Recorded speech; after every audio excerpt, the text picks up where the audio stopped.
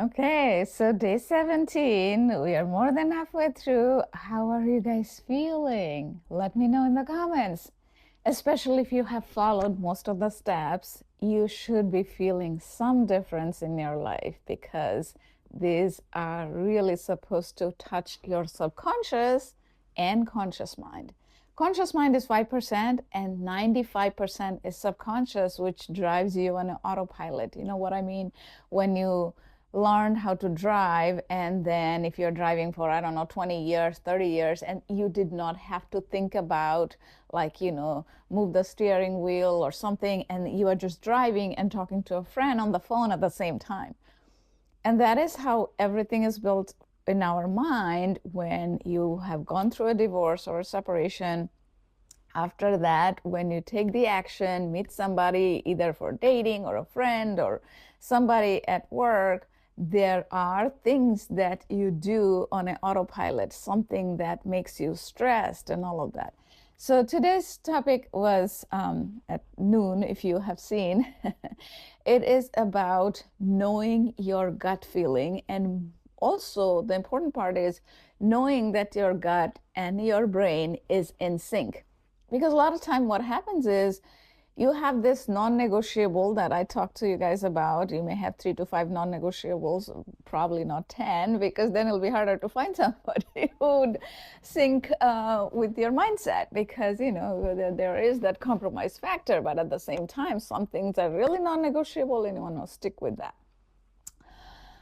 So as you do that, your brain might say that, these are all great. My non-negotiables are matching. Now, should I go ahead and, commit to this person for the rest of my life, right? There's a little more to that. It could be so that all of those are matching. However, your gut feeling, your gut is saying that there's something, I can't really put my finger on it, but, you know, I don't know, there is something that is missing, or there is something that I don't feel okay about. And that is okay because you are in your midlife, you are not in your 20s. you know, and it's okay even if you're in your 20s. The point is to making the right decision, knowing all about ourselves, right? Because that is when you will have a better life, because your values and dreams, all of them, when they are more aligned, you will have a better life and more fun in your life. So what ends up happening is, if you had a divorce or if you had a breakup from a long-term relationship, in some part you have this betrayal feeling. One is with the person you are with, because you had this trust that the person you trusted most, and some way, shape, or form, you feel that that trust is broken. And in situations like two of the top reasons people get divorced, number one is finance and number two is infidelity, but there are divorces that happens apart from that too.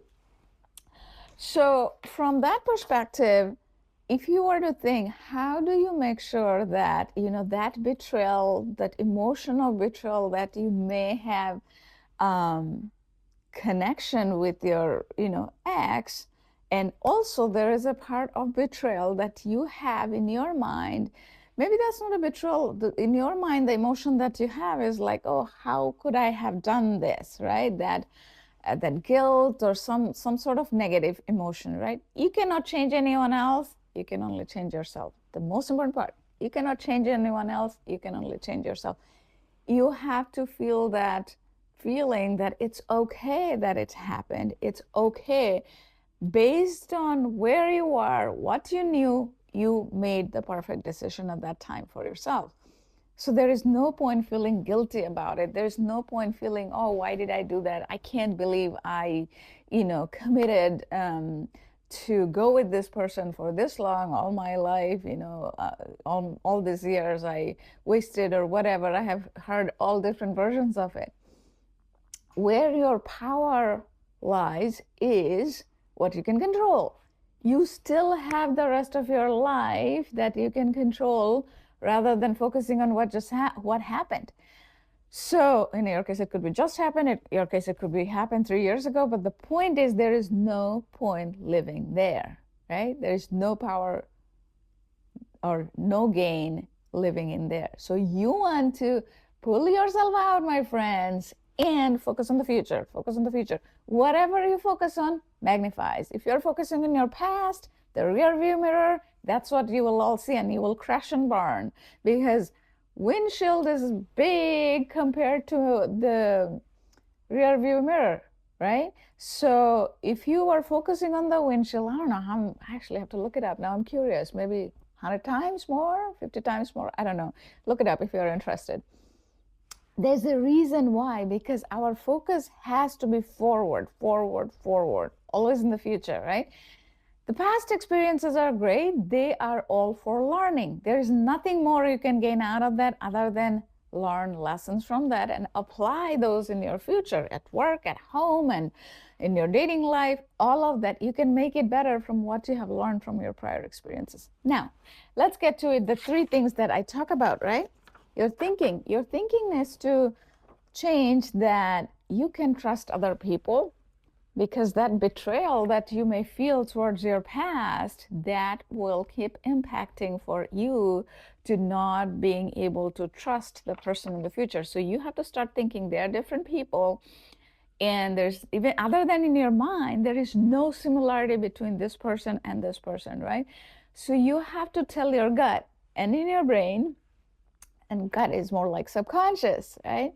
So that they're different people. They're different people, and you can trust them. And there might be people you have to, go through to get to the right person. It was interesting yesterday, actually, in a show. So I'll share this with you guys. It's a show called Younger. And since it's not my idea, so I'm not going to take the credits. In that show, they were saying, oh, I thought it was so funny. That the first pancake, so the first pancake concept they explained is after a big breakup or something, when you go with somebody, that's your first pancake, because things kind of get messy, the relationship is not the best, there they learn and maybe you learn and stuff like that, and then the second pancake is better. The concept is that when you make the first pancake in your pan, usually that's not the best one, because the pan is not fully hot, or maybe you didn't spray enough cooking oil, or whatever that is. Your first pancake is not the best pancake, but the second, third could be better. And I thought this aligns with it so much. So the point is also that the person you first meet after your breakup could be the person, your first pancake, or it could be the second pancake. I was thinking it was a hilarious idea. So anyway, but you get the point. You have to start telling yourself, because you are changing yourself so that you pick the right person, right? Don't make the same mistake again. So that's the thinking part. Speaking is simple again. You can start speaking to your friends, family, coworker, whoever you connect with, that these are the things that I felt that way back then, but now I look at it as a learning lesson. So you are changing your mind, your gut, saying that you didn't make a mistake. It was a learning lesson, right? You don't want to carry any guilt, any shame, and all of that. Everything is a learning lesson. So it was interesting this morning. I was sharing this with my daughter before her school. We were talking about something, and I told her how Wayne Dyer says that, we are all in an art school, and art school meaning every experience is our teacher. We are learning. And she got so excited. She's like, oh, it's such a nice coincidence, because yesterday I was telling a friend of mine at her after school, she's like, I wish, big people were also at school. So she kind of connected this two dots, and I thought, I was like, oh, I felt so excited that she connected with that message from that point of view. So that's the point, that you want to start speaking from that angle, that your past was necessary for a better future, because it gave you more data points in a way to look for how you can trust a person better. What are the things you want to look for? What are your real non-negotiables? And if you're in your 20s, and if you are going through dates and relationships, you may not have set those non-negotiables. And when you're in midlife, you realize that life is not forever, and those become really important. Because they literally make your day-to-day life better, you know? So it's important. So start speaking around that, and you can even comment here to make it as an affirmation, right? So that you know, you trust other people, and you trust yourself, because it kind of goes back and forth. If you don't trust yourself that you are going to make the right choice or the right decision, if you make the decision out of fear, you're going to make a wrong decision. So it's important to build that trust that the decision that you're making, good or bad, you know you're going to survive, you know you're going to make it better.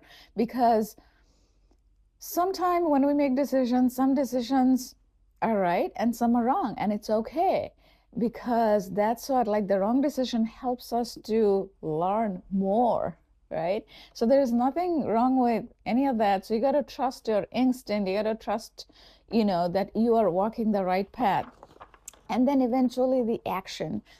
So, because thinking, feeling, action, all of this goes in sync. So, as I was talking about in speaking, you're trusting yourself and trusting other people. So, when you take the action, when you're meeting people for a date, or you're thinking about how to build your own trust, start doing some affirmation on a daily basis. If you, even if you do it for 1 week, that will shift. You will see, like, every day, if you do gratitude practice or things like that in the morning or at night, just pick one time and start speaking to yourself. Because when you start speaking, it starts changing your brain and in your gut. Because your goal is to get them, you know, in a coherent zone. Because what ends up happening is, otherwise the mind is telling, oh my God, I don't have enough time.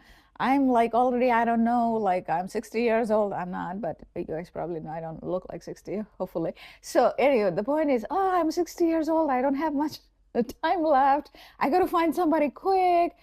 You know, your brain will tell that, but your gut will tell you if this is the right person. Can you trust this person? Can you trust your own judgment? All of this will come from that action. So do it for a week and you're going to feel the difference. Trust me. So with that, my friend, I'm going to finish the video today and come back tomorrow for more. And let me know in the comments how it helped you. And if you know other people who are going through this challenge, because I know, since I have been through, when people are going through this challenge, they're never alone. There are people who you can help. You can help those people. Please share this channel with them and see if this resonates with them. And tell them, and this is for you too, you can check my 2024 video from last year, how from rock bottom I came to my unstoppable. If I could do it like a normal, regular person, you can do it too. And this is why this movement is all about. We all can make somebody else's life better. Imagine if all of us made, I don't know, 10 people's life better. So many people will come out of this pain and suffering of divorce and setback. You know, we can make everybody's life better. So choose that and share it with others and comment what resonated with you. And I'm going to see you guys tomorrow. Bye.